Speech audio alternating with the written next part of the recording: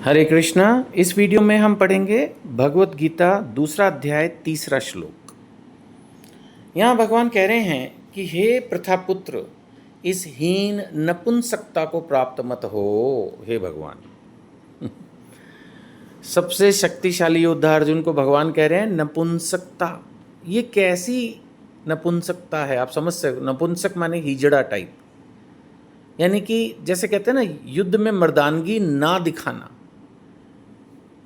एक मजबूत आदमी से, या जैसे कोई बहुत पढ़ा लिखा हो और वो अनपढ़ों जैसी बात करे, ये वैसा है। तो भगवान कह रहे हैं इस हीन माने समथिंग लो, इस हीन नपुंसकता को प्राप्त मत हो, मत करो ये गलती। जैसे हम में से जो भी बड़े हैं, कई बार अपने बच्चों को समझाते हैं ना, अरे ये गलती मत कर, ये गलती करेगा तो जीवन में बहुत नुकसान उठाएगा। फिर भी करने वाले करते हैं, वो अलग सब्जेक्ट है, क्योंकि हर एक को भगवान ने अपनी बुद्धि दी है, वो अपने हिसाब से चीज़ों को समझता है, करता है। बट बड़ों का काम तो है समझाना। अब यहाँ पर भी एक शिक्षा है, अगर हम बड़े हैं, कि कहीं ना कहीं हम अपने बच्चों को या जो हमसे गाइडेंस ले उसको क्लियरली बोलें। भगवान ने देखो पहले श्लोक में भी कितना क्लियर बोला, ये मन में कलमश कहाँ से आया। ये नहीं सोचा कि यार अब ये बोल रहा है तो इसको बुरा लगेगा। No no no, if the point is clear, सीधा बोला। लेकिन हाँ, फिर वो भगवान की पोजीशन भी थी स्ट्रांग। ये भी है कि हम हर किसी को ऐसे नहीं बोल सकते, उसको बुरा लगेगा। लेकिन एटलीस्ट वहाँ पर अर्जुन उनके मित्र भी हैं, एक रिलेशनशिप है, और नेचुरली भगवान से तो सभी जूनियर हैं। तो आप अपने से किसी भी जूनियर को अगर इंस्ट्रक्शन दे रहे हैं तो आप थोड़ा स्ट्रेट रह सकते हैं। भगवान कह रहे हैं इस हीन नपुंसकता को प्राप्त मत हो, यह तुम्हें शोभा नहीं देती। हे शत्रुओं के दमन करता, उसको बोले भाई तेरे में कितनी ताकत है ना। जैसे वो भगवान को बोलते हैं मधुसूदन, वो उसको भी बोल रहे हैं भाई शत्रुओं के दमन करता, तेरे में तो बहुत ताकत है भाई। हृदय की शूद्र दुर्बलता को त्याग कर युद्ध के लिए खड़े हो जाओ।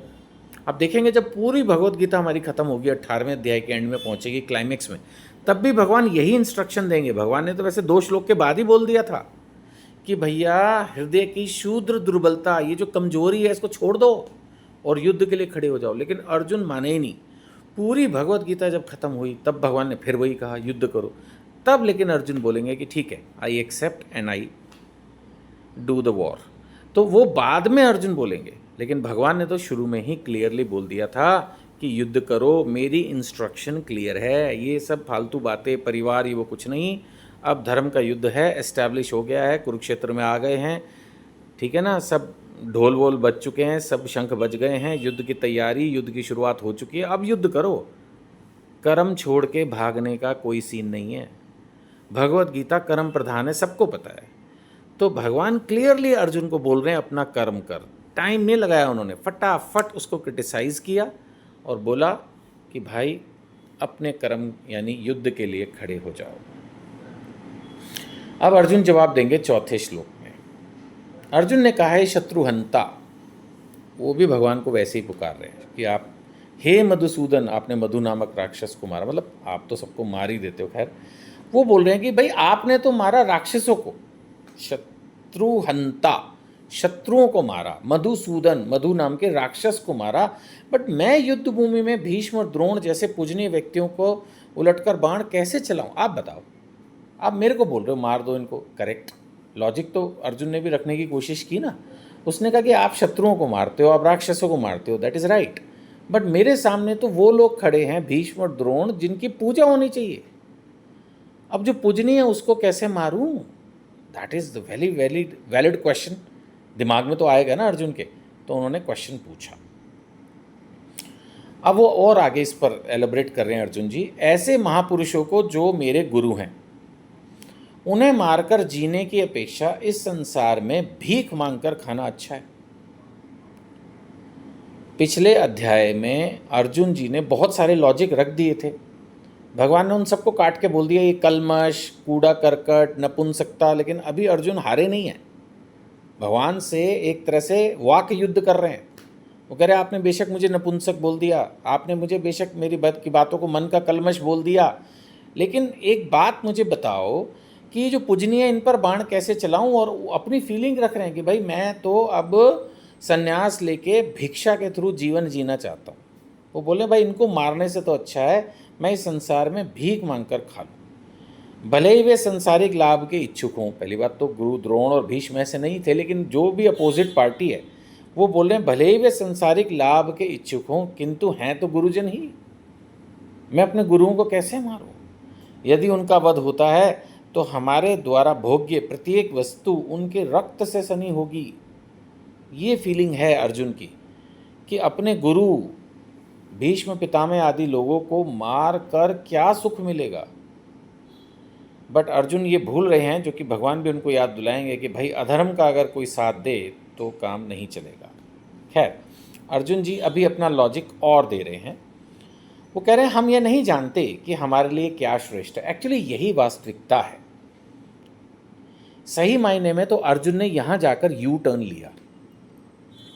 यू टर्न लिया इन द सेंस, मैं कौन होता हूँ इस पर कमेंट करने वाला, बट आई थिंक जो भगवत गीता से हम समझते हैं उसके अनुसार अर्जुन जी की जो थिंकिंग थी वो कंटिन्यूसली रॉन्ग डायरेक्शन में जा रही थी। यहाँ जाके उन्होंने थोड़ा यू टर्न लिया। अगला श्लोक बहुत महत्वपूर्ण है जो हम अगली वीडियो में करेंगे। वहाँ वो इस यू टर्न को पूरी तरह से ले लेंगे। समटाइम हम रॉन्ग डायरेक्शन में जा रहे होते हैं, फिर यू टर्न ले लेते हैं तो सही दिशा में चल पड़ते हैं। अब जाके अर्जुन बोले कि हम यह नहीं जानते कि हमारे लिए क्या श्रेष्ठ है। अब तक तो अर्जुन बता ही रहे थे क्या श्रेष्ठ है, भीख मांग के खा लो, ये कर लो, वो कर लो। यानी उनको पहले तो लग रहा था कि यही श्रेष्ठ है, फिर उनको लगा कि नहीं, पता नहीं, कुल मिला के मैं कन्फ्यूज़ हो रहा हूँ। सो हम ये नहीं जानते कि हमारे लिए क्या श्रेष्ठ है, उनको जीतना या उनके द्वारा जीता जाना। अब उन्होंने यू टर्न लिया और उनको लगा मैं कंटिन्यूसली ये बात बोल रहा हूँ कि हमें युद्ध छोड़ के भागना है, लेकिन शायद ये बात सही नहीं है। तो इसलिए फिर उन्होंने कहा अच्छा ठीक है, मुझे क्लियर नहीं है कि वो हमें जीत लें या हम उन्हें जीत लें, ये युद्ध करें या ना करें, मुझे क्लियर नहीं हो रहा। यदि हम धृतराष्ट्र के पुत्रों का वध कर देते हैं तो हमें जीवित रहने की आवश्यकता नहीं है। मतलब इतना वो अभी भी इनको ये लग रहा है कि भाई इनको अगर हम मार ही दें तो इससे अच्छा तो फिर हम भी सुसाइड कर लें या हम उनके द्वारा मारे जाएं, वटेवर। फिर भी वे युद्ध भूमि में हमारे समक्ष खड़े हैं। यानी कि थोड़ा थोड़ा कन्फ्यूजन इस सेंस में अब अर्जुन जी के दिमाग में आ रहा है कि भाई भगवान सामने खड़े हैं, मैं इन्हीं से ही पूछ लूँ भाई क्या सही है क्या गलत है। लेकिन पॉइंट बोलने के बाद फिर वही बात उन्होंने करी कि इनको मारना नहीं है। मुझे नहीं पता कि क्या बेटर है, उनसे जीतें या हारें, उन पुत्रों का अगर हम वध कर दें तो फिर जीने की क्या आवश्यकता है, ना ऑल दैट। बहुत कन्फ्यूजन हो रहा है अर्जुन जी के दिमाग में। अगला श्लोक 2.7 भगवत गीता के one of the most important श्लोकों में गिना जाता है, जैसे होता है ना टॉप 10। सो 2.7 जो अगला श्लोक है बहुत ही महत्वपूर्ण है। अगली वीडियो में मिलते हैं। आप हमारी व्हाट्सएप कम्युनिटी से जुड़ने के लिए, अगली वीडियो प्राप्त करने के लिए जो नंबर दिया है उस पर अपना नाम व्हाट्सएप कीजिए। सारी वीडियोज़ आपको मिलती रहेंगी। हरे कृष्णा।